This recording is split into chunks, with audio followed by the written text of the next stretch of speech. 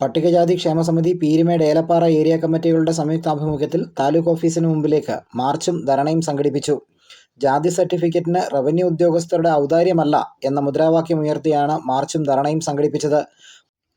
പാർശ്വവൽകൃത സമൂഹമായ പട്ടികജാതി സമൂഹങ്ങൾക്ക് ഭരണഘടന നൽകുന്ന അവകാശമാണ് സംവരണം.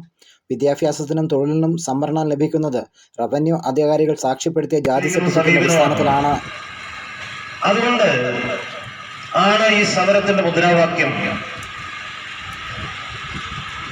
ജീവനക്കാരുടെ തഹസിൽദാരുടെ ഔദാര്യമല്ല ജാതി സർട്ടിഫിക്കറ്റ്, ഭരണഘടനാപരമായ അവകാശമാണ് എന്ന മുദ്രാവാക്യം PKS സ്വീകരിക്കുന്നത്. ഇതിന് മറ്റൊരു അപകടം കൂടിയുണ്ട്.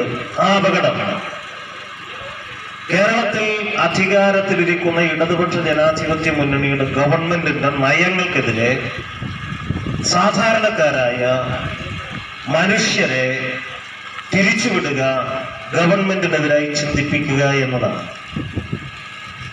ഇവിടെ മാത്രമല്ല, ഗവൺമെന്റിന്റെ സമീപനം എന്ത്?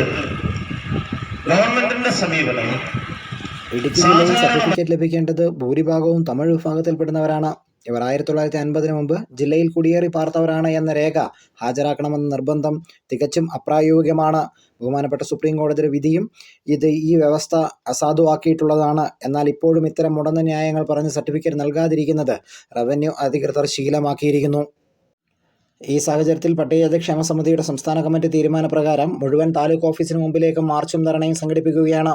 പീരുമേട്ടിൽ നടന്ന മാർച്ചും ധരണയും സഹകരണ pensions board chairman R. Thilakan ഉദ്ഘാടനം ചെയ്തു. MC സുരേഷ് അധ്യക്ഷത വഹിച്ചു.